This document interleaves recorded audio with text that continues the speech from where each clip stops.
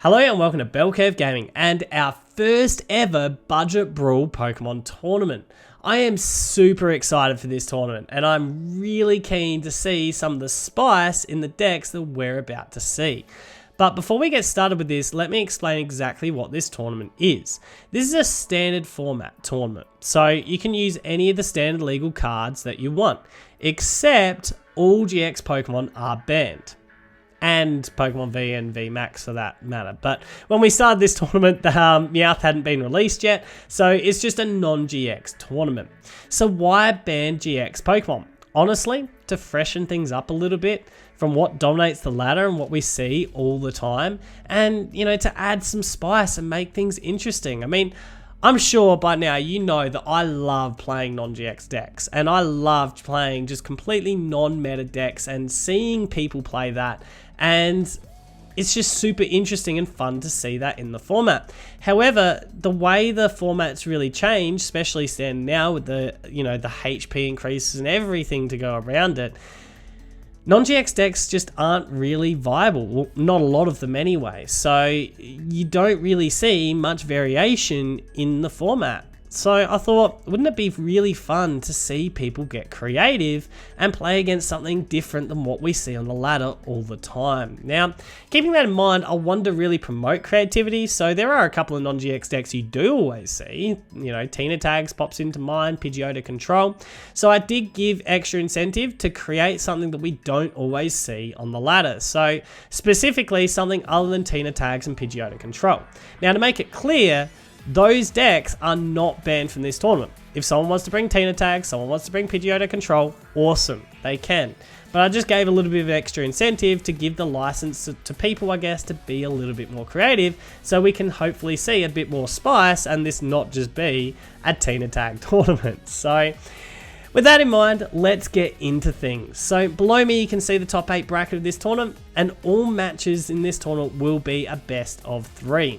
I did have a qualifying round to earn entry into this, but that part of the tournament won't be featured. We'll just be featuring the top 8 bracket of the tournament.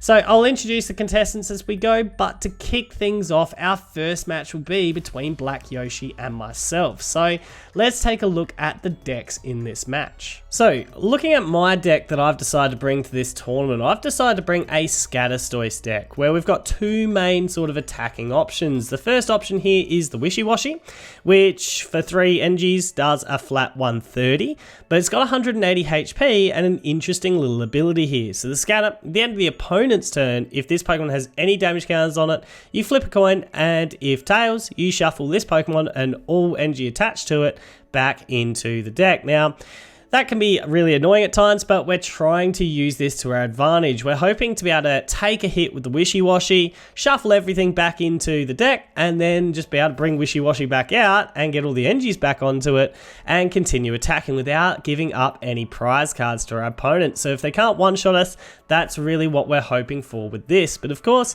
we need a way to be able to pay for these NGs, and Blastoise is the way to do this. So Powerful Squall, once during our turn, we may look at the top 6 cards of our deck and attach any water NGs that we find there onto our Pokemon in any way that we like. Now, we can be setting up Wishy Washies this way. We can also be setting up our Blastoise in this way, because Blastoise provides a bit of an extra damage boost, so it hits for 150 instead of 130, but we also need an extra attacker here and there right through the match. So Blastoise is that extra attacker, hence the reason why we've maxed out our Blastoise line here, because it's just so crucial that we get into our Blastoise. But that's really the idea behind this deck, and let's take a look at our opponents. Now, Black Yoshi has brought an Empoleon deck to the table. Now, this Empoleon has the recall attack, where you get to choose an attack from one of its previous evolutions and use it as this attack for 1 colorless energy, which is absolutely huge, and we'll have a look at that attack in a little bit more detail in a second.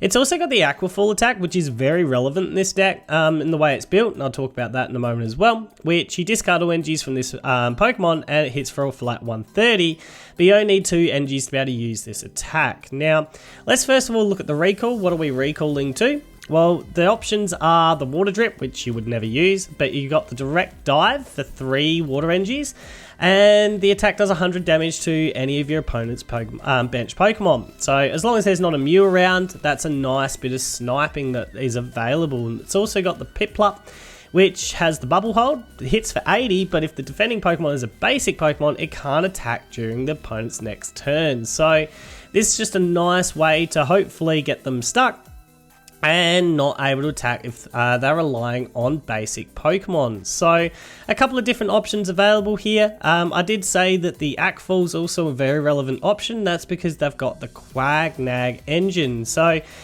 we've got water energies here that they can go and get back with the Naganadel and with the charge up ability, and then we can wash those energies back out with the wash out from the Quagsire to be able to attack with the Aquafall.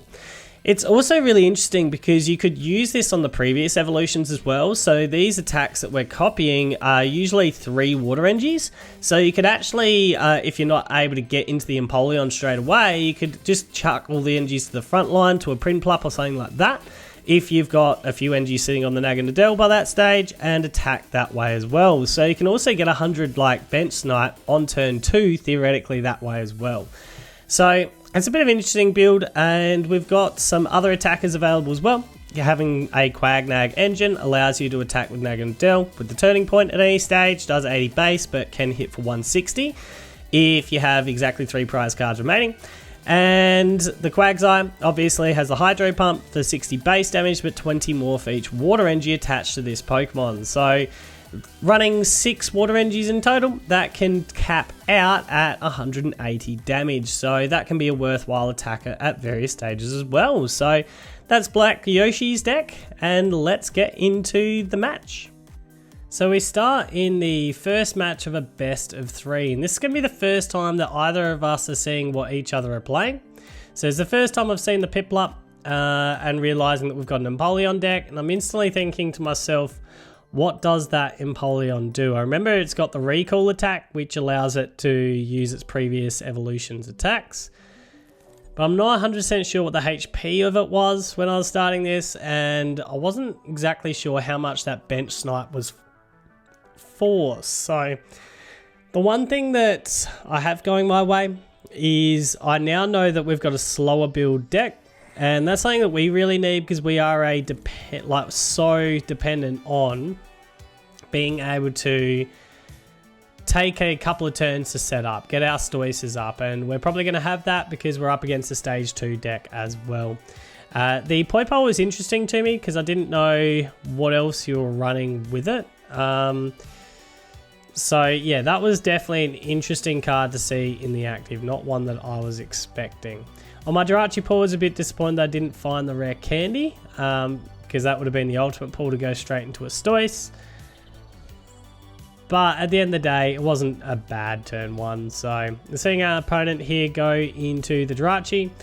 In future videos, you will be able to also see the opponent's cards as well. Unfortunately, I don't have Black Yoshi's recordings to be able to show what Black Yoshi had in the hand, but you will be able to see that in future videos. Unfortunately, this video, the matches I'm showing, I've only got one recording of it, so you're only going to see the one side, as you can see right now. But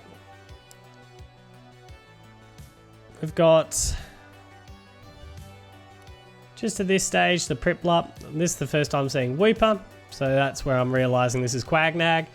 And instantly I'm thinking to myself here, this might not just be Empoleon that I've got to worry about. There might be other attackers that he could use with a Quagnag engine. Although having another Piplup down is suggesting Empoleon, but yeah, it's just something that you've got to be a little bit aware of when you've got a Quagnag engine running around, because there could be other attackers that might be able to one-shot and things like that. So pass over to me. Pretty good turn 1 for my opponent. Found the board onto the Jirachi as well. I've decided at this point that we're just going to set up a Squirtle and a Wartortle. And we're going to take advantage of the fact that I think my opponent's going to be a bit slow in the setup, and just take my time here as well, making sure that I get a Wartortle into play rather than using Stellar Wish and hoping for the candy. So that was my thinking behind that. Now what we're really looking for is a candy.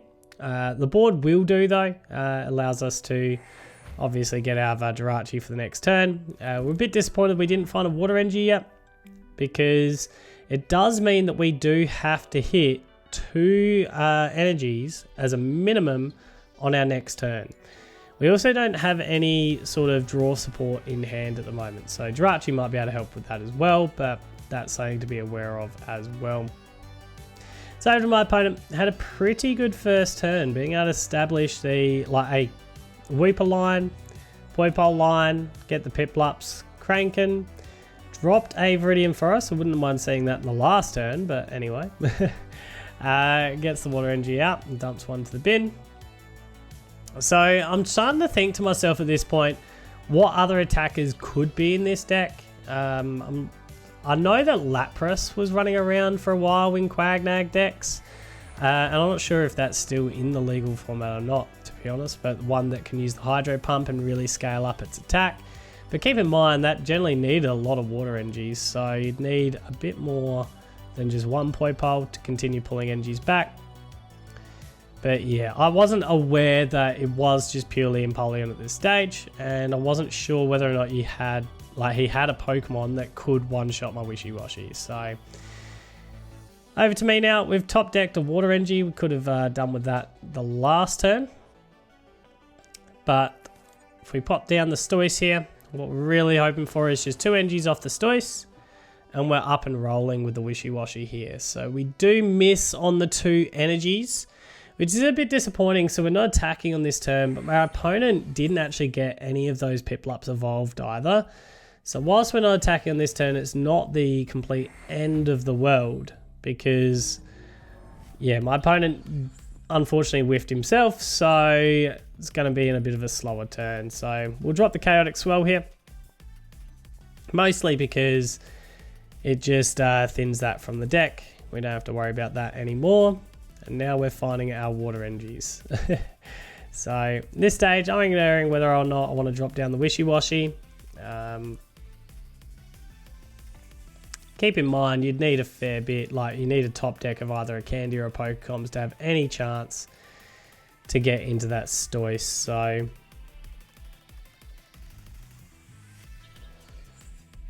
or you could top deck the Stoice itself, I guess. That'd be the other top deck that could be useful. So my opponent ousted the Chaotic Swell,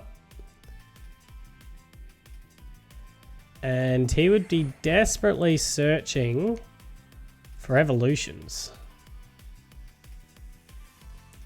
So went and got the Tantalizer. So he didn't have a Draw Sport, which was interesting. Well, doesn't look like he had it. So that's Tantalizer for 5. And he does find his stage 1s. In fact, that's beautiful. He's got his Quag on as well. So that was a pretty good turn, but unfortunately it's a little bit slow because I am into my attacks now. I've got no problems getting into that. So we can just energy attach to the Wishy-Washy. And beautiful, that's set up. So we're going to drop down this Wishy-Washy as well. And we're going to use a powerful Squall and whiff completely. So I am running 14 energies in the deck. We're running 14, which is nearly a quarter of the deck to try and maximize the chance on these Blastoises, because as you can see, if you whiff, it can really slow you down and really hurt. So we need to be hitting generally, as a general rule, at least 2 water energies every single turn off of our Stoice. So double Stoice obviously helps with that. Just able to get a lot more water energies out, being able to powerful Squall twice. So pretty happy here to have the double Stoice, and as you can see, we can hit the 2. And we've got the second Wishy-Washy ready to roll, and the board state is basically where we want it now. So we always want one Wishy-Washy attacking, the other one ready to roll. So that way, if we lose our front line Wishy-Washy, we can just, energy attach straight into our back line Wishy-Washy, or the powerful Squalls should hit at least one energy to get up and going, and then the rest of it's just trying to get another Wishy-Washy into play. So we've hit out the Jirachi, got rid of an escape board as well, which is really good. My opponent does need, so I only had the 2 cards, does need a draw support of some kind, plus needs to be able to evolve still. I feel like the fact that he put the poi pole up the front, that he wasn't confident he had what he needed. Which means that he's likely bricked up and I've got a huge opportunity here. So he's dropping the recycle energy to get the custom catcher, so didn't have that draw. And is having to Pokemon Fan Club. So that is real bad news for my opponent. To whiff again just buys me some valuable time. So go on Jirachi down.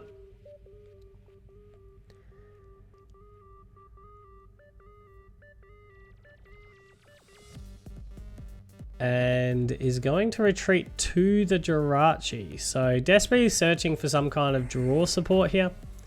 And has landed the Cynthia. So it was a worthwhile play. Got into the Cynthia for the next turn. Doesn't matter whether Jirachi's alive or not. So we top deck a Fione, which adds an interesting proposition. Is this a time that we want to use Fione?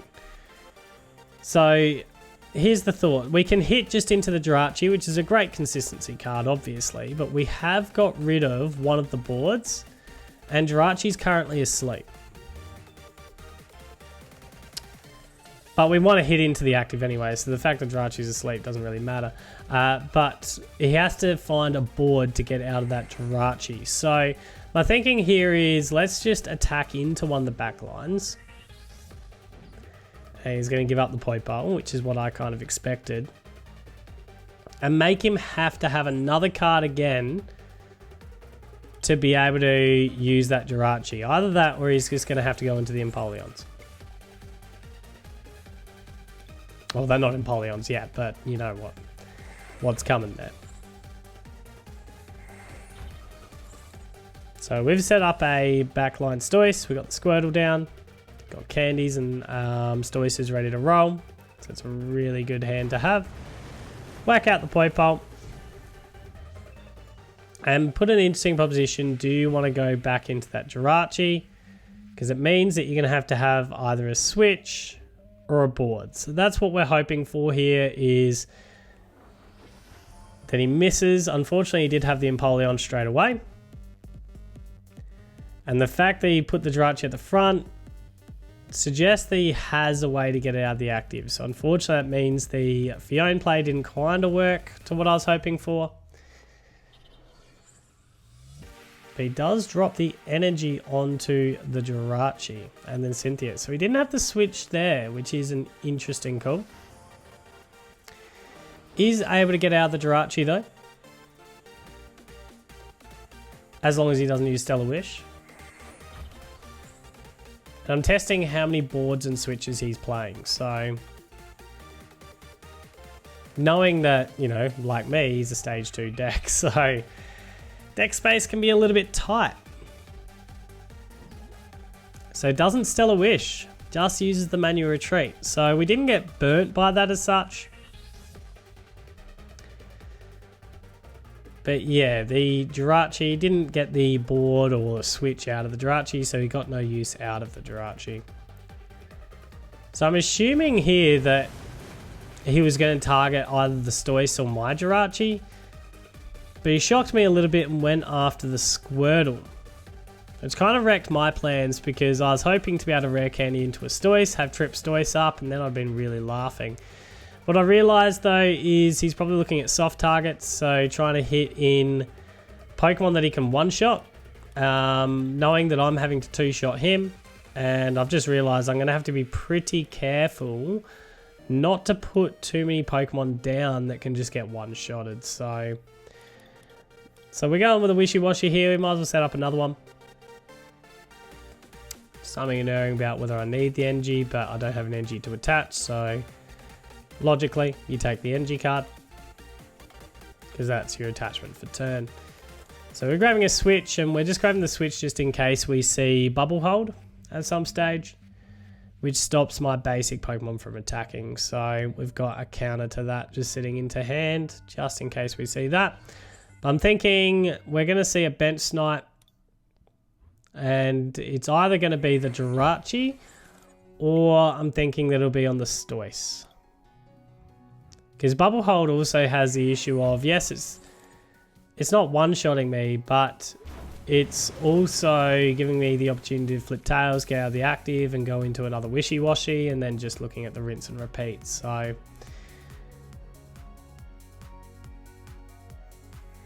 but we set up the Empoleon, ready to be able to hit it out in the next turn. I am having a look at the Quagsire, just the Hydro Pump attack, because I am considering, does he have any options to one-shot the wishy-washies? And Hydro Pump can get there, because it's obviously adding 20 damage on for every Water Energy that's in play. And I'm not sure at this stage how many Water Energies my opponent's playing. As it turns out, he does play enough to be able to one-shot me with the Quag, because it needs to be able to hit an extra, what does it hit for base? 60, isn't it? So it needs to be able to hit for an extra 120, which is 6 energies, which is every Water Energy that he's got in deck. So it's unlikely, but it is something that I had to consider. The Turning Point I'm also considering, but it only hits for 160, so it's not one-shotting the wishy-washy either. And it's only hitting for that 160 on that 3 prize card turn as well, so it's not a threat just at the moment. So the Recall is going to tell me what his plans really are. Whether he's going to target down the Jirachi or the Stoice. So that's what I'm thinking. He's probably going to hit out Jirachi here, or the Stoice with the Water Energy. But keep in mind, the Stoice with the Water Energy is a 2-shot play. And as long as I can continue making him 2-shot me, we should be really in a good spot. So we got 3 wishy-washies ready to attack as well. So it is unfortunate that I've set up that Stoice with energies. But at this stage, I'm just feeling like there's not much that I really want to do. Just hit out this Empoleon. As long as he's 2-shotting me, and I'm not giving him too many targets to one-shot, we should be fine 2-shotting him back. That's the theory anyway. We do need to consider that we might need a Stoice up late though. So just losing my Stoices isn't the greatest of ideas. But my opponent does set up another Empoleon. I was a little bit disappointed because I was hoping to use Fiona on the next turn and force something else into the active. But Fiona's not going to have any real effect just at the moment. So I've really got to make a decision about what we're using that bench space for, if we want to use it. So just having a look at what's in the bin there. So if I put Squirtle down, it's probably just going to be taken out immediately. And I've got to be a little bit careful about how many one-shottable targets I give my opponent. Just because Jirachi's a one-shot as well.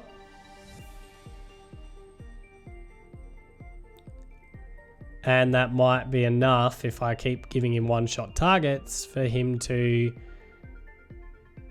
catch up in the prize cards and take over, because there's no way that I can one-shot these Empoleons. I can hit for 150, but that's not enough, so we just have to bide our time, see whether he wants to target down Jirachi or whether he wants to go after that second Stoice. If he goes after the second Stoice, I'll probably drop down the Squirtle, so that way we can get another Stoice up if he, knocks out the Stoice. And that'll probably be the last Stoice that I'll need for the game. Goes after Jirachi, that's unfortunate, but what can you do? I'm interested by the fact that he was moving energies to the active here. I was thinking, is he going to use the Aquafall? But what's the benefit to using Aquafall? But runs the retreat to stop me being able to take a prize card in this turn. But it does create that interesting situation. I guess the other thing that he could have had that I didn't know whether he had or not was some kind of healing. And if he's got some kind of healing, that's another way that he could really swing this match. So he's got the prize cards even now. I'm still in that situation. I really can't afford to drop down a Pokemon that can just get picked off. I do have Fiona that I could use and force something up from the back line and get a prize card here.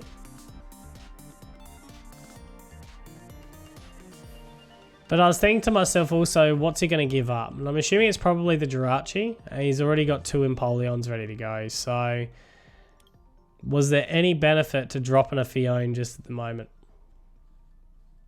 I have just lost 3 energies though. And I've got a hand that's, you know, really, really solid. You don't want to be shuffling this hand back into the deck. So, just weighing up my options. Whether or not to drop Squirtle. And whether or not to Fione. I think that's what I was really juggling in my mind at this point. I'm just trying to work out what the prize card trade would be if I was to drop Fione there. So we use the Brock's Grit. I think this is a really good turn to use the Brock's Grit as well. Really solid. There wasn't any other supporter that we need to play that turn. Enables me to get all those energies back into the deck. Interesting putting the Jirachi back in there though, looking back on that. I guess I felt that I had enough Squirtles anyway. There you go with a powerful Squall. Very interested. I'm setting up the other Stoice as well. So I'm looking at how many more attackers I need from this point forward. So I'm looking at prize card race. If I hit into the Empoleon, it sets up a prize card for the next turn. And then I just need 3 attackers. I think that's what we're looking at here. So if we can make the Blastoise a target, he can't one-shot that Blastoise, I don't think. And it means I've got 3 Wishy-Washis I can use to attack. And if he goes after a Wishy-Washi, well, it means I've got 2 Wishy-Washis and a Blastoise to attack if that Wishy-Washi shuffles itself back into the deck. So that's sort of what we're lining up for. We just need a sufficient number of attackers to finish out the game. And we've got Fione that we can use later on if he does have a 4th Empoleon. That was sort of my thinking there. So now my opponent's got an interesting choice. Who does he want to go after? I do need to be aware that he could try and bubble hold me if he whacks out that Stoice, but that would be a very interesting play as well because that bubble hold only does 80, so it's a 3-shot, and I could run away at any point. But if I run away too many, that could be bad as well if I don't have a Stoice in play.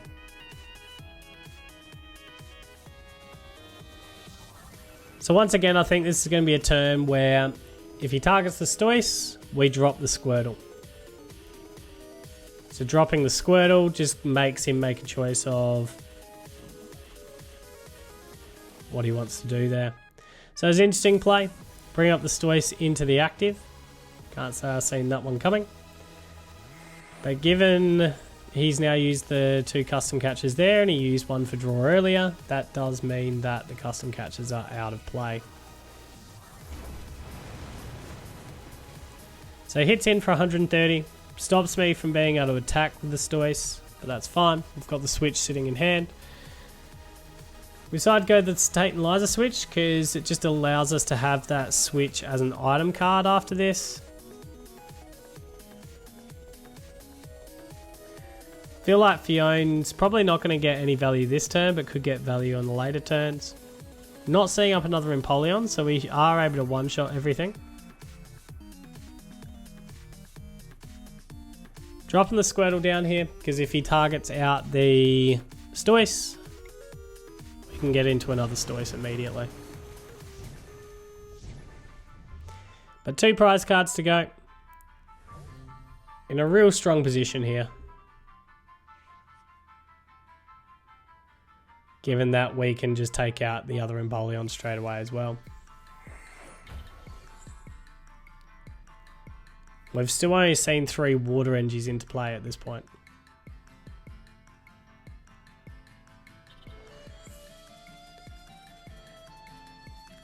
So there's the 4th water energy.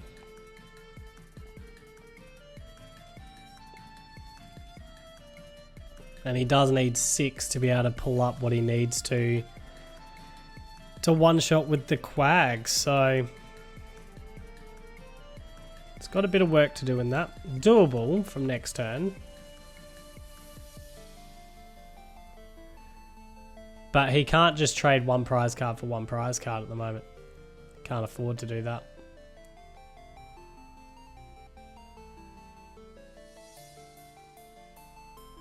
So it's a real commanding position at this point. Gonna recall, go on the direct dive, probably whack out the Stoice. Yeah, that's who he targets. And that seems fair. But we do have another Stoice that we can get straight online. And here we're thinking we've got nothing that's really threatening the bench anymore. We can probably fill up the bench. And probably thin down the hand a little bit. I don't know why I didn't drop the Jirachi down. That probably would have been a smart play there.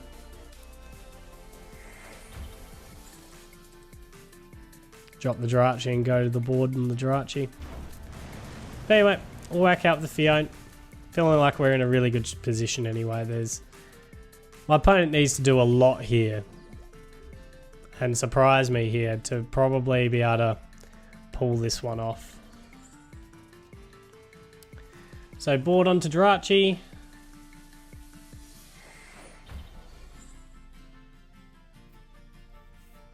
Needs an attacker here that can last a hit. So here I'm just checking all the HPs. I don't think there's anyone that he's got that can last a hit.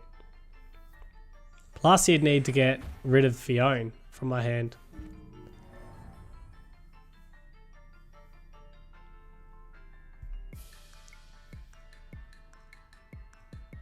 So in this point in time, just a real commanding position. Just a real commanding position.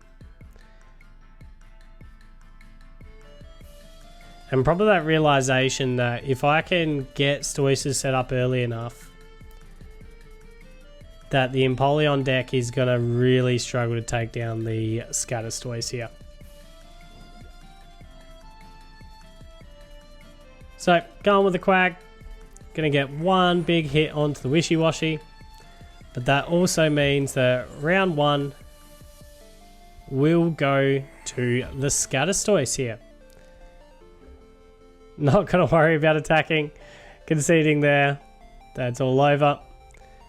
Hydro Splash. Whack into the Quag. And that is game one. All over with. And on to game two. Now, Black Yoshi does get to go first here. And the advantage of going first in this is, theoretically, he can get off a bench snipe turn 2 of the game. Because the Quagnag engine gives that as an opportunity. As long as you can get a Poipole, a Whoop Dog, and an NG attachment, he has that potential to be able to swing in with a bench snipe turn 2 of the game, which could be kind of devastating if he was able to pull that off to be able to hit out a Squirtle or something like that. So really looking for the Whoop Dog here. That's ideally what he's after. Does miss the Whoop Dog, which does buy me a little bit of time. So we're going to drop a Wishy-Washy down. And I'm actually pretty relieved at this point, because the thing that I thought, this is a really good starting hand, the thing that I really thought was going to happen to me, and it probably will in one of the future matches, is I thought at some stage I'll just start with a Wishy-Washy in the active, not be able to bench anything else, pass over to my opponent, and then literally just attack for like 10 damage. I'll flip tails, Wishy-Washy will run into the deck and it'll be game over. It will be the worst. It'll be hilarious, but it would actually be the worst. And I'm really happy at this point that that doesn't look like it's going to happen, at least on this match. So that's a good thing. We'll just NG attached to our Wishy-Washy here. Got a couple of Squirtles down, so really liking this hand as well. Got a War Turtle, Pokemon. So if we do find ourselves into a Candy here, we can get straight to a Stoice and hopefully be attacking turn 2. Keep in mind my opponent is also a slow build deck, so it might be better off just concentrating the Stoices first and not worry about the turn 2 attack, but getting early pressure on could be good as well. Just rereading that bubble hold, just seeing how much it does. So he's got the Naganadel down. But not able to attack turn 2, thankfully. So just going to use the manual retreat here, go into the Jirachi. Oh, the other thing that could have been really annoying is if you had that Mew and just dropped damage counters on all those on my Wishy-Washy if I only have Wishy-Washy in play. But we've got the Squirtles down, so we're all good there. Like I said, I had a really good setup to start the game, so really happy with the setup. Putting the Quack back. Going to get Piplup.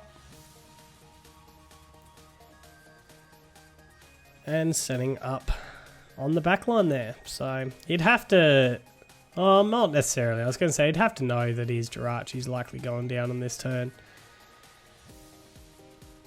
But it's not necessarily because I don't necessarily have a Blastoise into play just yet.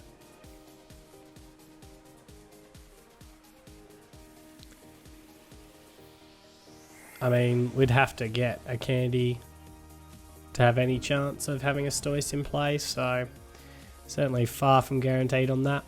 Pass it back over to me. We do land the candy, which I'm really happy about. So now I've got to make a decision. Do I manually evolve into the Wartortle? But the decision's pretty easy. No, you just go and get your Stoice set up. So the Stoice only has to hit one energy here. And we can attack from our second turn of the game, which is absolutely ideal. So an energy attach the Wishy-Washy. Dropping a board somewhere. It's like, I don't want to draw into that. I've decided to take Eliza first, which is always interesting.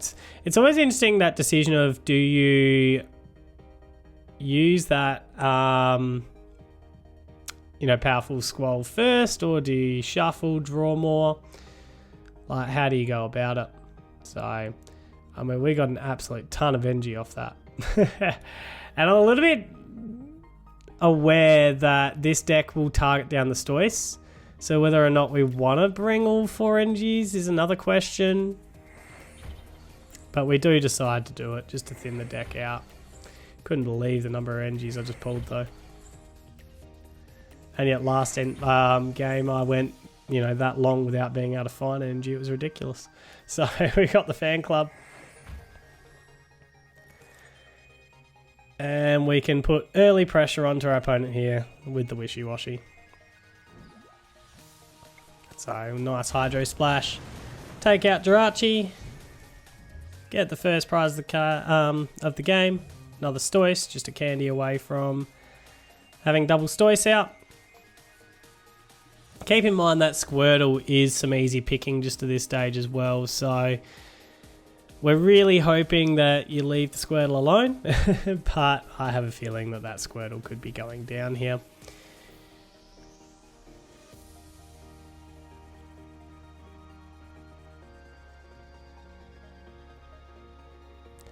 So, but as long as he leaves the Squirtle alone, we can still just keep on attacking. Sorry, if he hits into the Squirtle, we can still keep on attacking. We've got a Stoice up, that's the main thing. We just need to get another couple of Wishy-Washy ready to roll.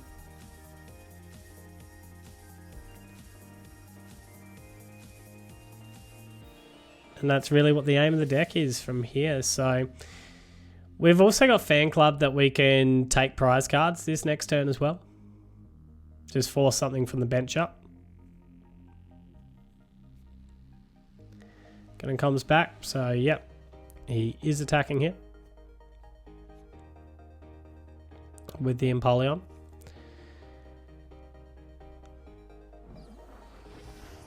And unfortunately, there's no way for me to one-shot this Empoleon, so got either the choice of poke comms and go and attack the back line, or just to start working our way through the Empoleon. Custom Catcher for an extra bit of draw. Get Viridian into play.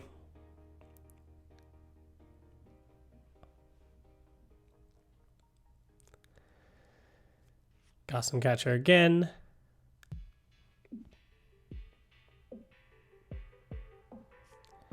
And I think the Squirtle's going down. I think I've also had that realization the Squirtle's probably going down here. Unfortunately. It's the recall. Direct dive.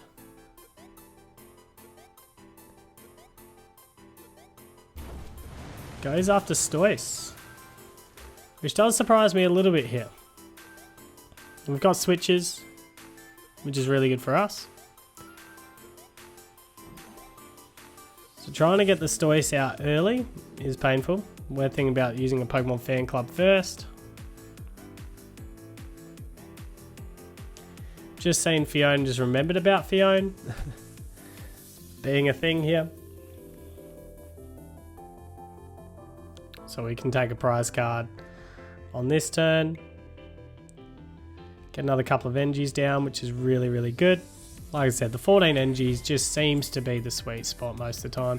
You don't generally have the issues of not finding the energies like we did in that first game. So, can choose the comms here. Didn't find the candy, which is what we were hoping for. But we can just grab ourselves that War Turtle. And make sure we got a Stoice coming on the next turn. Unfortunately, we are going to lose 3 energies out of this. But there's not a lot that we can do there.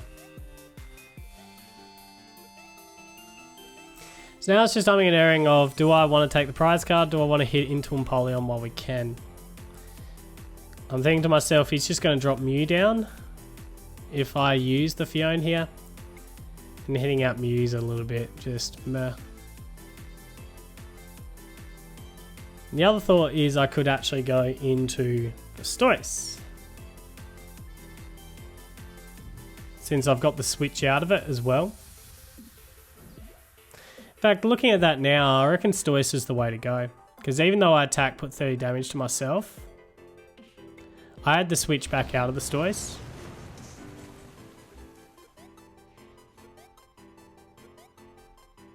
So it would have made it interesting about what he did.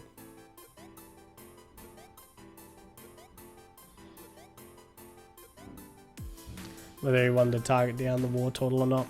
Although I suppose that puts also within Mew's range at some stage. So whilst he's building up another Empoleon, he could just use the Mew and hit out Stoice that way. So maybe attacking him with the Wishy-Washy was a better idea. Force him to take out the Stoice with the Empoleon.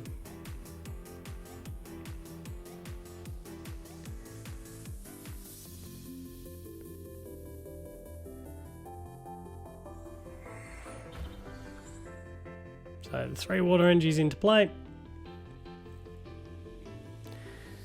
No Quag yet. Does have Viridian, so I'm assuming we can go and pull in more water energies. Especially given that he's got the 6 water energies as well.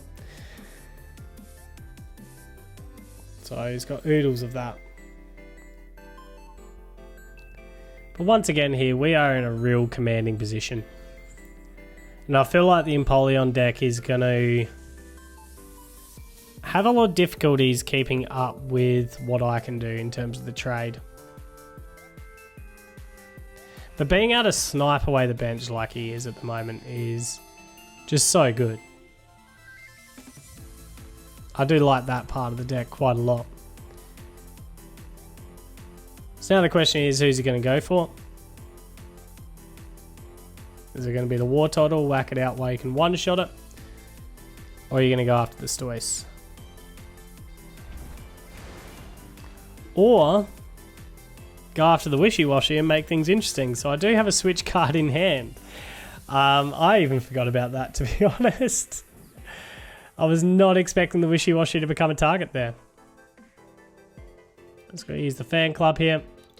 Just realised that we probably need to get some Wishy-Washies because I'm likely to lose that Wishy-Washy at some stage through a coin flip. But yeah, it's certainly a move that I did not see coming, was the Wishy-Washy becoming a target.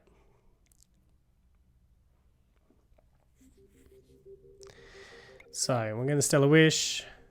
Go and get ourselves a Rosa or a Liza. I'm thinking I like the Liza because I know that I've just used my last switch, and if we have Bubble Hold again, but keep in mind, I suppose you're only a Quag away from having that Bubble Hold, so that's probably what I was thinking there. So getting the Liza out is actually a really smart move. Because if you don't evolve that Piplup, you can still Bubble Hold. And just become super annoying. So So beautiful, we get the 2 NGs, which is what we want. Our deck is probably just about thinned out of NGs as well. What have we got? 9, 12 in play. So yeah, there's not too many NGs left in the deck just a minute. But we're likely to shuffle a Wishy-Washy back pretty soon as well, so get rid of an attacker here. Get our second prize card. My opponent's yet to take a prize card. It's kind of ideal what happened there though, being able to switch straight out of that. Because now we've got the Wishy-Washy, it's just absorbed a hit for a turn. And we don't lose a prize card over that, so that's a really good thing for us. So putting the Mew into the active.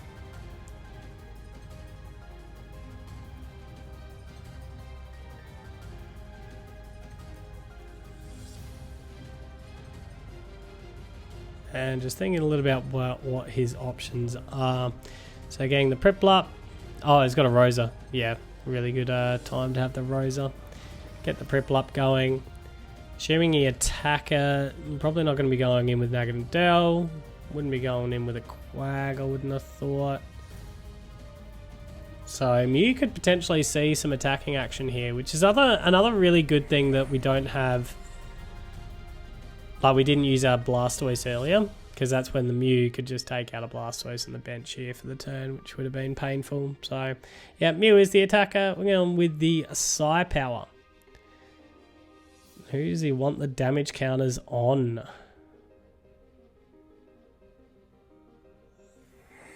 And he drops 1 on each Wishy-Washy. Oh, that brings a smile to my face. So 2 of them managed to stay on board. We do have a Wishy-Washy we can put straight back. 1 did run away into the bench. It would have been painful if we just flipped Trip Tails there, wouldn't it? It would have been extremely painful. The one that ran itself to the bench. Sorry, to the deck, not the bench, the deck. It's probably not the one that we would have ideally liked to run itself, because we would have loved to have got a Jirachi pull there. But anyway, got our Wishy-Washy ready to roll. I do like the hand that I've got, because we've got the Brock's Grit ready to roll, and we might need the Brock's Grit soon. But having said that, having Cynthia, having Fiona in hand's really good as well, because we can just take a prize card behind that Empoleon that's coming. So yeah, I do like the hand, so we've decided to keep the hand here. We're really hoping that one of our Wishy-Washys do at least stay here, if not both. Having that 10 damage counters on there though is so painful. And hilarious. I'm assuming the Blastoise that's sitting there at the 100 damage counters on there has to be the target here. The number of water energies that Naganadel's got on it is starting to get a little bit concerning, especially now the Quag's here, because the Quag obviously can take all those water energies and get some nice big hits off. So yeah, like I said, that is a bit of a worry. Gonna go with the direct dive.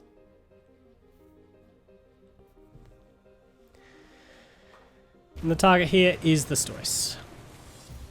As to be expected, really. What we're really liking here, though, is being able to use Fiona and just being able to attack into the back line. So we had a Wishy-Washy run itself into the deck again. Unfortunately, it's still not the Wishy-Washy that we're hoping would run itself to the deck. If any of them was going to run to itself to the deck, we wanted the active, because that way we could get a Jirachi pull. Chuck Fiona down. Just going to Cynthia here. I was contemplating the Brock's Grit. I do remember that. We're going to see if we can wait one more turn on that. Get the Brock's Grit back in hand, which is really good. What we did miss that we were desperately hoping for was a Wishy-Washy. So I've got sort of the choice here of, do I put a water energy onto the Stoice? Do I start setting up a Stoice that's going to be the next target? So we are going to use the Whirlpool Suction here. just to be able to take out a backline Pokemon here, which I think is really good. Just continue pushing towards the prize cards here. Is if we can keep getting a KO every single turn, that's huge for us. Now we're putting Squirtle down with the thinking behind this, I reckon, of you can either go after Stoys or you can go after Squirtle. We don't need many more attackers if we can continue finding ourselves Fiona.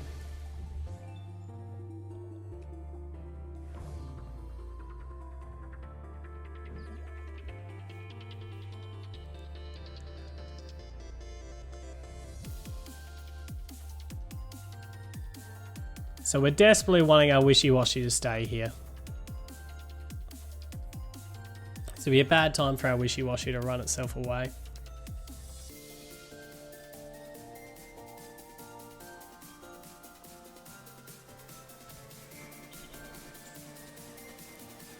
But we've got a nice prize card lead, 5-2.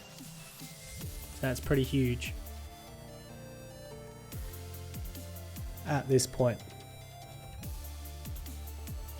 Now I'm assuming when I was going to this that the Stoys would be the target here.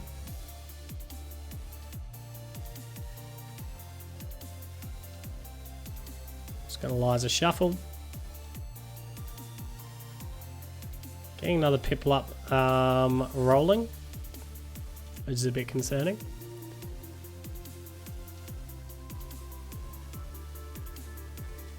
We go on the recall.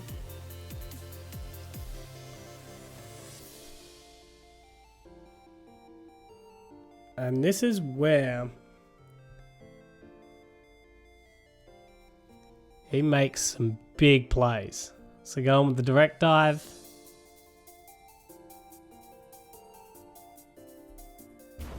And goes after the Wishy-Washy.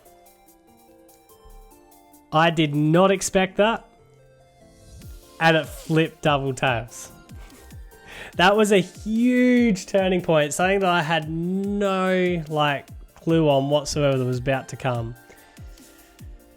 So now we've missed. We don't have Wishy-Washy. We don't have any supporters to be able to shuffle into to find them. And we're left with Stoys and Squirtle. And nothing else. So we have 3 water energies. We can attach them all to this Stoys. So we can get an attack off here. Hits for 150. It's still not enough. Chuck ourselves a Jirachi down. I mean, the other option would be to go to a Jirachi and give ourselves more time. We decided to Brock's Grid on this turn since we're not going to be able to draw. But I dropped the other Squirtle down because I've just had a thought cross my mind here. We need 2 more prize cards. That's the key from this. Now I was thinking about going to the other Jirachi. I was just having a look at what's still in my deck at the moment. So I've got 3 candies still there. I've got both roses. And I feel like I've got a really good chance of getting into another Stoys straight away. So if we Hydro Tackle here and keep the pressure onto our opponent, it's a bit of a risk, but if we can keep the pressure onto our opponent, because they're able to just bench snipe away if I go into the other Jirachi, they're not going to take the Jirachi.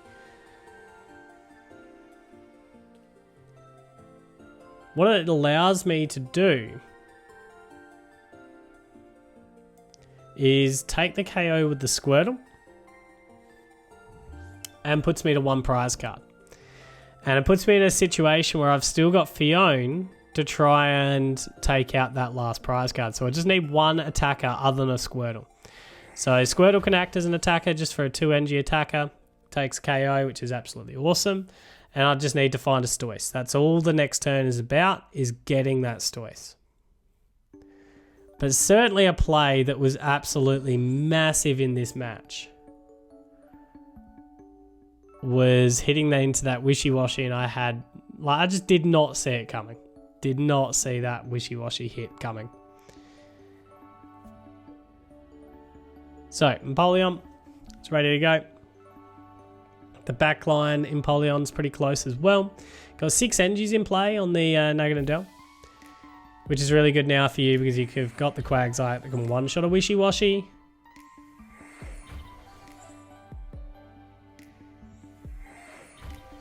Very interesting that those energies came to the Empoleon. As you can see, I'm a little bit puzzled there. I'm still trying to work out why those energies came to the Empoleon. What was the thinking there? Whether he was planning to retreat it. I don't know.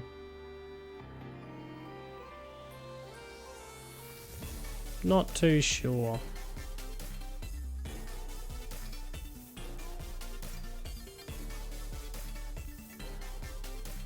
But 4 energies is also a lot to lose, especially with only one Naganadel going, because it's going to take a few turns to get those energies back to be able to one-shot with a Quag again. So yeah, it certainly was an interesting option. Went after the Stoice and took it out with the Aquafull there, which is a good choice. We got the Rosa. So I'm sort of pausing here at the moment because we've got Cynthia as well. I really do need to draw more cards, but the Rosa just guarantees what I need this turn. And I think that's just too important. We need to guarantee a Stoice up this turn. And something I didn't really think of straight away that I really should have was I only really need one attacker after this and a Fiona. That's really what we're looking for after this play, is one attacker left and a Fiona. If we can get that, we're home. So there's the Stoice, Candy. Don't want to really bring any energies into play, into the hand. But having said that, we also need to thin the deck a little bit. So I do think I actually pulled this in. Yeah, I just decided to thin the deck a little bit. So we'll get that Stoice up. Get the energy attachment to the Squirtle. Retreat over to the Squirtle here.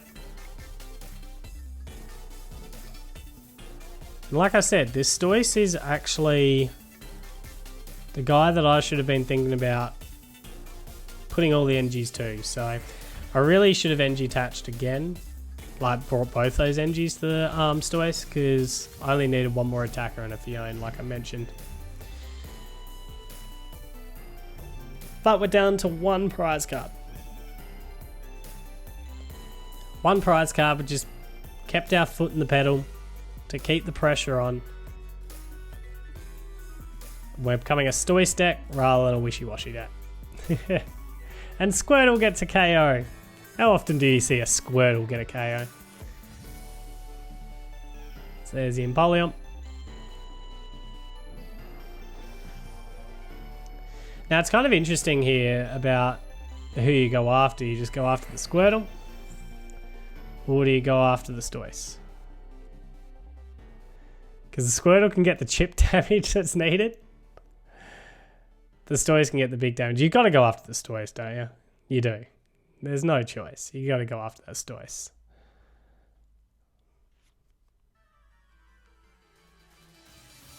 Getting Mew out. I didn't realise he had Mew back in the deck at that point.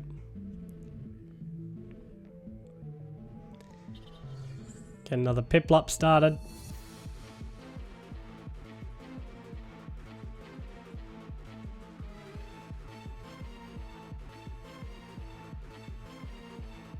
So I'm thinking here the target does have to be the Stoice, doesn't it? He's got to try and neutralise the threats rather than taking prize cards. Uses Bubble Hold. Only thing that he can probably last a hit from the Stoice, and he can one-shot the Stoice as well if I attack the Stoice, because I'm putting 30 damage downs on, which is 130.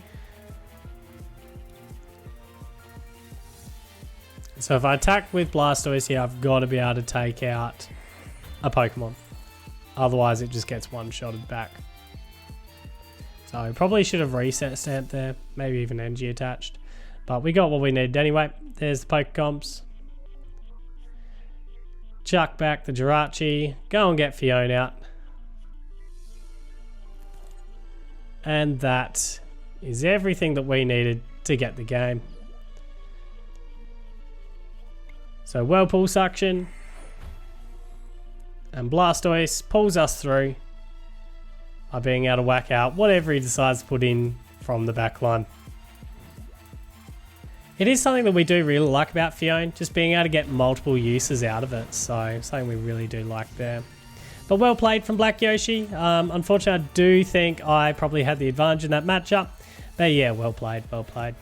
So there you have it. I did manage to win my way through to the second round, and I was actually pretty relieved at the end there, because my biggest worry going into this was I was just going to be donked really, really quickly and just ousted out of my own tournament without even putting up a tiny bit of resistance. So it didn't really matter to me whether I made it through. I just wanted to see at least like get the Scatterstoise deck doing its thing, and it did do that, so I was pretty happy moving forward. So, but moving on to the next matchup of today's video, we'll be having a look at Tempo Rogue versus Snorlaxin 85. So we'll get to the other two matches of the quarterfinals in our next video, but let's not waste any more time. Take a quick look at Tempo Rogue and Snorlaxin 85's decks and get into that match.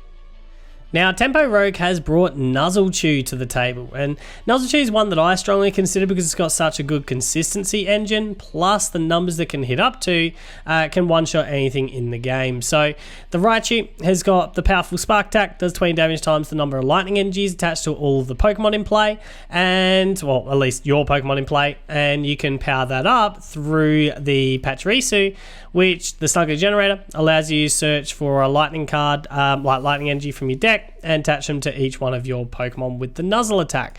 Now, we've got Nuzzle Engine. There's lots of things with Nuzzle here. So we've got Dene, which is also a nice little Nuzzle shot. Bench Snipe does 10 damage for each Pokemon in play that has the Nuzzle attack to one of your opponent's bench Pokemon, so that can get a nice snipe away.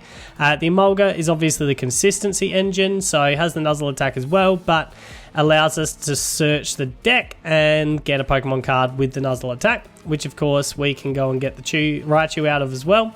And we've also got Nuzzle Pikachu, which allows us to energy attach with the Pachirisu through the Pikachu as well. So lots of different Nuzzlers that we can get going. And then we've got other little tech options as well. So Tapu Koko is here just so you can get energy back from the discard straight back into play and power up the powerful Spark. Zapdos is here, is just a nice, cheap, efficient attacker, can hit off an 80, nice and easy for 1 energy. And also got the Electros here, which is a nice HP, 150, so it's a little bit more tanky, but allows us to play it like a basic Pokemon as long as you've got at least 4 lightning cards in play, and hits for 130, so that's quite nice as well. Prevents retreating, which is just a little bit of an extra bonus. So plenty of attacking options right through the match here, not really having to recover too much in that way. Something that's also good about being lightning is you can power it up even further with the Electro power, just allowing you to, you know, charge up 30 for each one of these that we play to build the numbers that you need to. And really speaking, with a non-GX format, you're probably only looking at a Snuggly Generator once, and then we can take prize card after prize card after prize card for the remaining of the game, and you just got to try and disrupt your opponent enough to be able to make sure that we're winning right through. So the Wondrous Labyrinth here is a nice little bit of play here that we can use to try and disrupt the opponent as well. So a really formidable deck with, you know, the Nuzzlechew from Tempo Rogue. And Tempo Rogue's Nuzzlechew deck is up against Snorlaxin 85's Slurpuff deck. And Slurpuff has a really interesting attack here that's being built around. So the Sweet Panic for 1 energy does 110. So that's a cheap bit of damage there. But it does nothing if your opponent's active Pokemon isn't confused. So this deck needs to constantly confuse the opponent's Pokemon and then hits for 110, and then hopefully they don't have the switching, things like that. They're going to have to flip a coin to be able to get damage back on if they're not getting KO'd. But of course 110 is not really enough, so it's being boosted here with the Parasect Panic Spores. Put 2 extra damage counters on your opponent's confused Pokemon between turns. So get one of these out, that's suddenly 130. 2 of them is 150 at least, unless they get out of that confusion. So to get 2 out though, you're going to have to get the Paras and the Ditto evolved into that. Now, there's a lot of moving parts here because we've also got to get the opponent's Pokemon confused all the time, and Tapu Lele is the way that we're looking at that. So as long as we whack a Pokemon tool card that has Fairy Charm in its name onto the Tapu Lele, you leave your opponent's active Pokemon confused, so that gets them confused, but we need to renew that, so Magina's here to help with that, changing clothes and renewing that confusion every single turn. Now, the other tech card in here is Blacephalon with the Fireworks Bomb. So if the opponent has exactly 3 prize cards remaining, put 12 damage counters on them instead. So that's a nice little bit of spread damage, maybe making up numbers or taking a couple of prize cards that way to catch up in a prize card race. So a very interesting deck idea. The concern that I have coming into this one, especially coming up against Nuzzlechew, is whether or not it's going to be able to get all the moving pieces to come together, because Nuzzlechew is going to be really, really consistent. But I'm really intrigued with this deck. A lot of moving pieces to try and get working here, and I'm intrigued to see the match. Okay, so we start this match with Snorlax at 85 going first. Now, the advantage of the Nuzzlechew deck, it's really a deck that doesn't mind going second, because you want to try and get that Pachirisu to fire straight away. So that way you've got all the energies set up, ready to roll. And you know, Snorlax at 85 here has got the perfect start. It's got the Emolga in the active.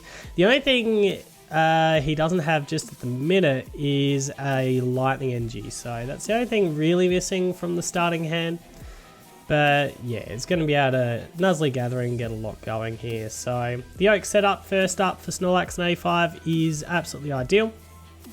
It's what you want to see, and Snorlax 85 is going to have to pretty much take KOs from turn 1, from his second turn. So really just smacking through and trading 1 for 1 if he's going to have to, if he's going to have a chance in this. What's really awkward with the Raichus is they've got 120 HP, so the Parasec's going to be really, really important to have up as well, and ready to roll. So yeah, at least Snorlax 95's got the ideal turn 1.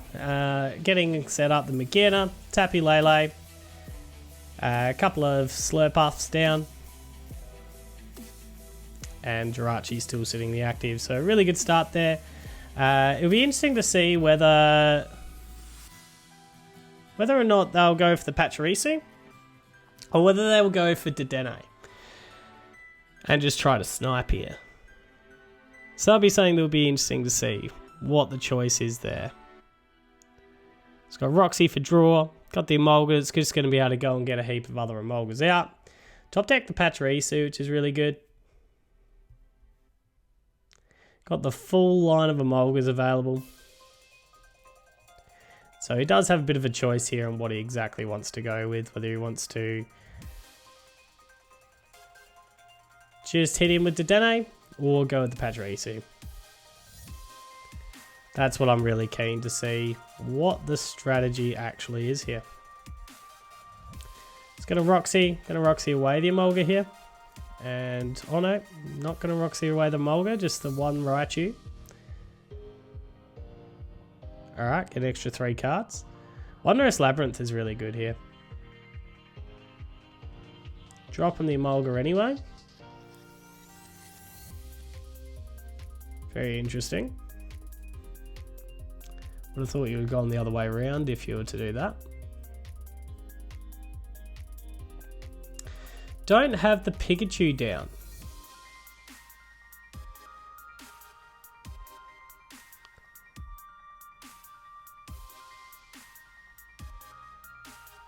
Very intriguing. I would have thought you would have plopped a Pikachu onto the board here.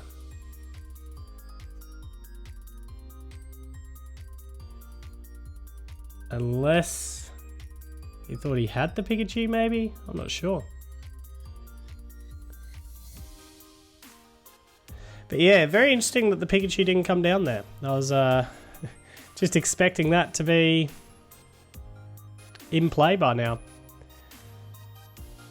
But we'll get a Lightning Energy onto all of these guys, and giving Snorlax 85 a really good chance to try and get a KO here and put some real big early pressure on. I mean, the Electros could come in, I guess. on the next turn. And you try hitting with the Electros, but I would have thought it had been a little bit too early to try and think about the Electros. But yeah, really good chance here for Snorlax 85 to get the first KO, which is what he needs.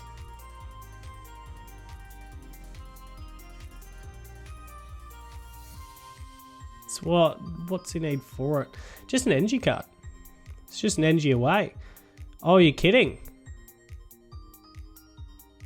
You hate to see it. But does Snorlax not have the energy card?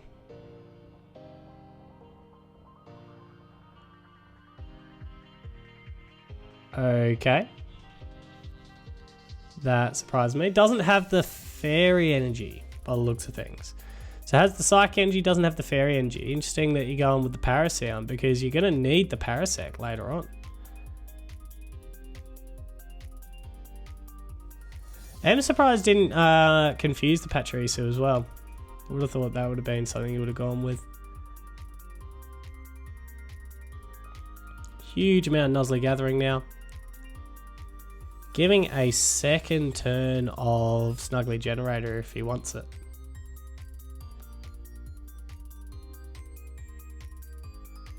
Massive turn that. Massive whiff on just the fairy energy too.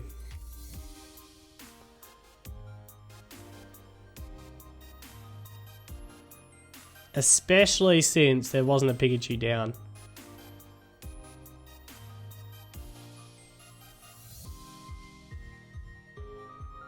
So I'd say this Nuzzlechew deck is well and truly like in the lead now, like just gonna run right through it. He's gonna go with the Electros. Gonna start smashing with the Electros straight out.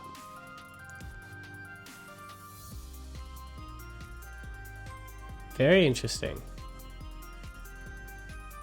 Just gonna go with the Hover Over.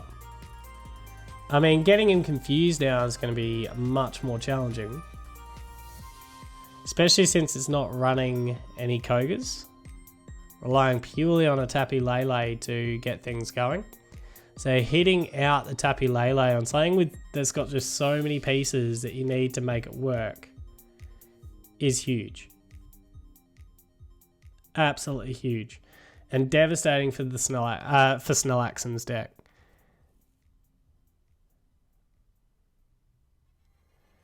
Because now you need not only the energy, but another Tappy Lele and another Fairy Charm.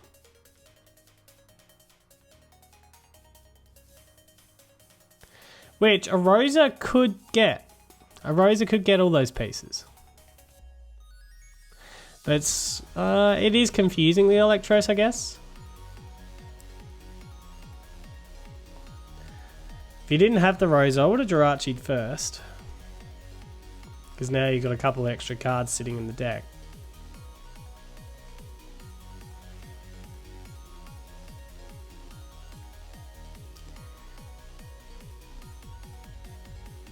But yeah, your only hope is to get that Electros confused. This turn. Keep in mind, what he doesn't know is Tempo Rogue here is sitting here with the Switch Play. And that's absolutely massive here. Just sitting back, holding the Switch, so the confusion's not going to affect things here in any way, shape or form. So it's absolutely massive.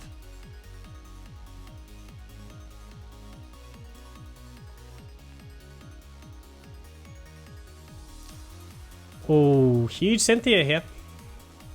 Gonna have to hit a perfect Cynthia to stay in this match. And it's so early in the match too. Got the energy card. That's not going to be enough.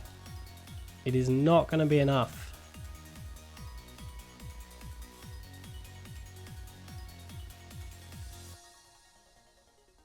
And the Electros is just going to be sitting here pretty.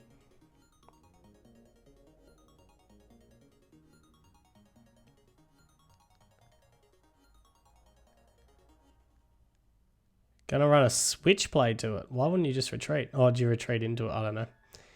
Wasn't really looking about that. But interesting use of a switch. So going with the confusion. Desperately hoping he doesn't have a switch out of it. Unfortunately for Snarkson here, the switch is already in hand. Now it's just really building up the hand.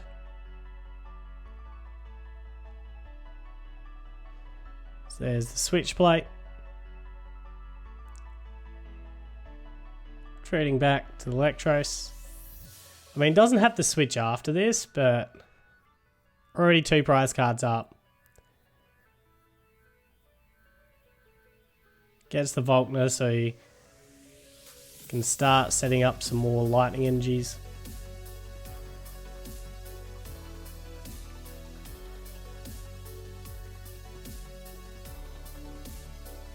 So what's this Pokegear hoping for?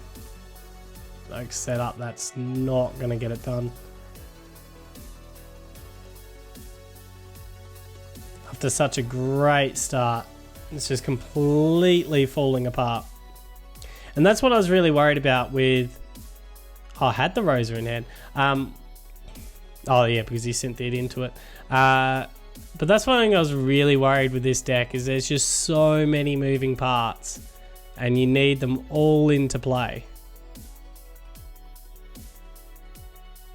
And if you're even able to disrupt it, like if you're able to pull something up like that and just KO it, is just devastating. Absolutely devastating.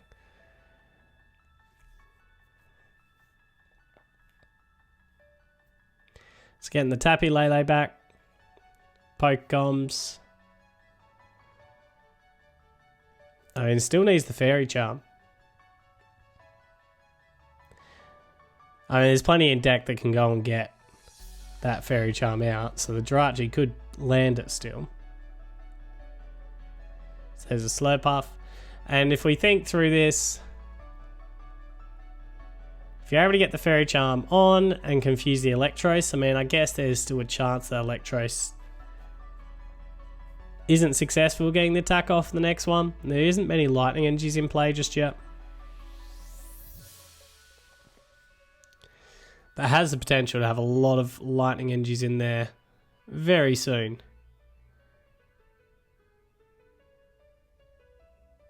So Fairy Charm ability goes down, confuses the Electros.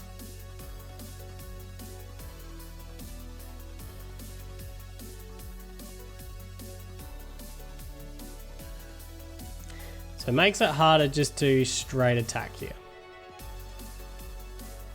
Don't think there's any more switches in deck available.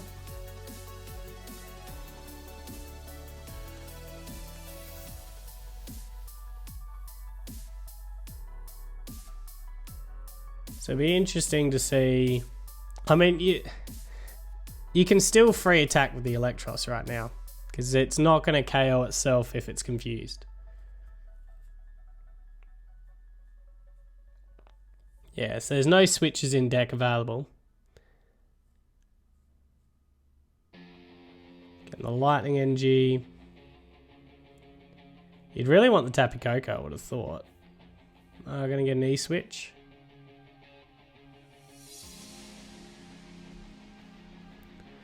Because the Tapu Koko into play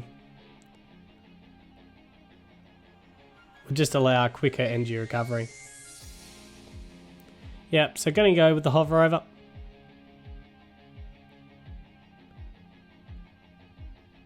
Whack out the Slurpuff. So the coin flips are also going in his favour. And there's such a long way to come back now, so there's no attackers available. Oh, you've got the Blacephalon's turn, I guess. Which could take a couple of prize cards.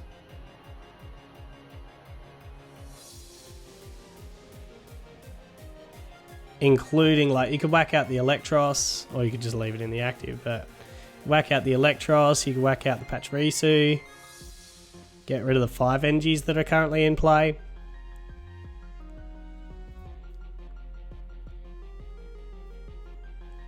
But it's not looking good. That is really not looking good. Especially since the Psychic Energy is also being used already, so there's only one more Psychic Energy left in deck.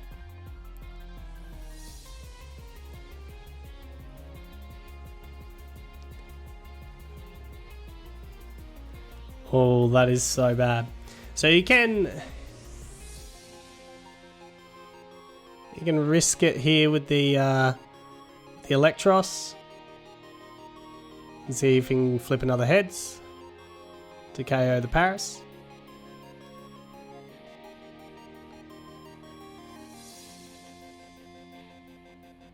But these energies that are building up in the back line are really bad as well. Getting rid of the Pachirisu. Grabbing the Volkner rather than the Roxy. Interesting. I mean, the Volkner can grab whatever you need, I guess. Roxy just gives a huge draw potential. Oh, another heads. No luck is going the way of Snorlaxon right now. Absolutely none. Cannot get a coin flip to go his way. And that Electros is just smashing through, absolutely wrecking the deck. We haven't even seen any of the chews in play yet.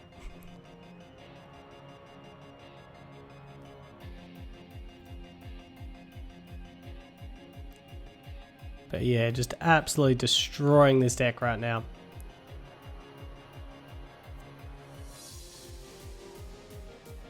And I really question what sort of comeback is even possible at this point in time. So Oak setup.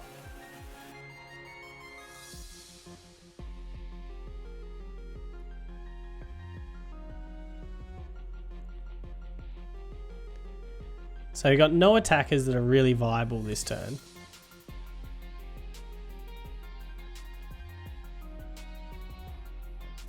And he's just going to have to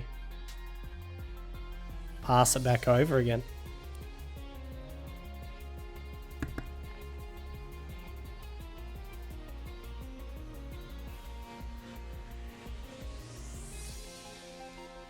Retreat to the Jirachi. Get another pull. But I think this is really just delaying the inevitable at this stage. Because what else does this deck have? It has Zapdos that can come in, swing in for 80. But he's got all the electro powers in the world to make sure that that's getting a KO. I mean, if this Electros flips head again, Zapdos can just pull in the win nice and easily. And it's all over and done with, so just be an NG attachment. Possibly a Volkner here, I would have thought.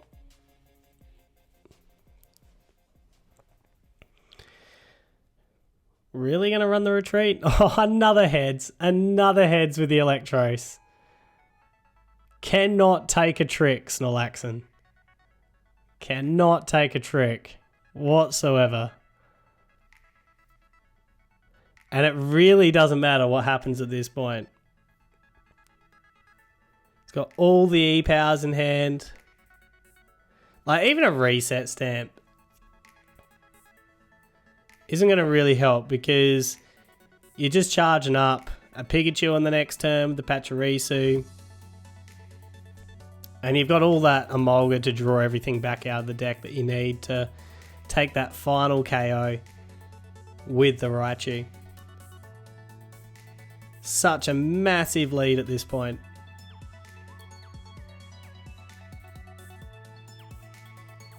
What'll be absolutely incredible here is if Electros does manage to take all the KOs. But a Rosa, that gives you... Oh, Parasect, okay. I'm not sure why you need the Parasect. I suppose the best hope is to probably hope that that Electros KOs on the way back. Is that the plan here?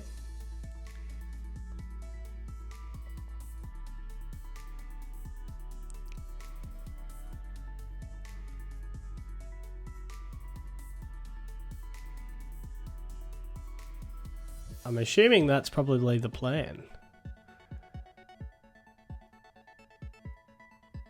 But you've still got to try and take 6 prize cards. I just don't see it happening. In any way, shape or form. Can't believe the luck of those coin flips though. Whether it would have made a difference or not, I don't know. But those coin flips were absolutely huge for Tempo Rogue and devastating for Snorlaxon. And not being able to, like Snorlaxon had his chance to get that NG into play. If he had a Fairy NG on that second turn, it could have been absolutely huge. Being able to take a KO straight away. This game could have been very different. So there's the Zapdos. There's the E-Power that's required. And that's the KO. So not quite a 6 prize card drubbing there, but pretty close. And some huge coin flips there as we head into the second match. So let's see if Snorlaxon can have a bit more luck this time. So it appears though in the second match here that Snorlaxon's going first again. So I know in my matches we've been intentionally alternating who goes first each time. Doesn't seem to be the case here, but that's alright. Got the Emolga down straight away. Exactly how you want to start this deck. Just want the Emolga in the active on your first turn every single time.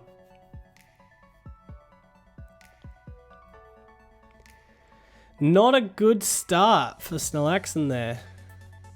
Not a good start. Just stuck with a Swirlix in the active and nothing else to help. So that's pretty devastating, really. Got a Pokemon fan club to boot in this. Now, if he had the Zapdos, this game would be over, but unfortunately the Zapdos is prized.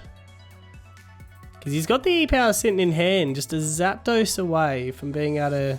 Oh no, he doesn't even need the E-Power because it's just 60 HP, it's just the Swirlix at the moment. So Zapdos in play and this was over. But unfortunately, he doesn't have the Zapdos. That's unfortunate prizing. Fortunate for Snorlaxon. Does live to fight another turn. But is going to need to set up pretty quickly. He's going to need a pretty amazing turn 2, I would have thought.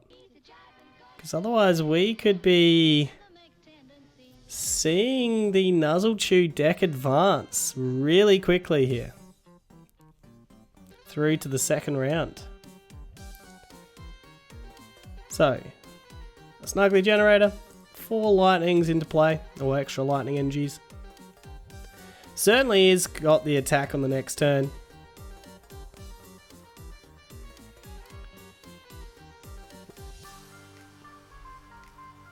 So now, Snorlaxon must make something happen. It's now or never. And is so lucky that that Zapdos was prized. So there's the Slurpuff. That's the reason why I was thinking you need the Electro Power, because the Slurpuff has the 110 HP. Oh, that is unlucky. Unfortunate. So bricked up. Bricked up, and all that's needed is the Raichu and the Electro Power, which is all sitting here in deck. Like in hand. So unfortunately for Snorlaxon, we're going to have a very quick game 2 here. Just not finding the supporter cards he needed. But yeah, it's unfortunate. It's a very interesting deck build. I'll give that. It's a bit of spice. But I really do think there's just too much going on with that deck with not enough Pokemon search in the current format to be able to pull that off. That's the reason why I've stayed away from the Slurpuff. I remember someone recommending, not recommending, but requesting me to play that myself and put a deck together.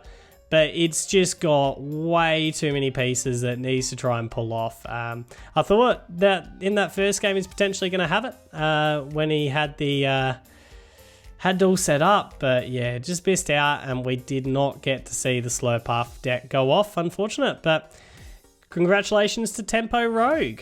So there you have it, Tempo Rogue's Nuzzle Chew deck really coasting through to the semi-finals and was really unchallenged by Snorlaxon's deck because it just never clicked into gear.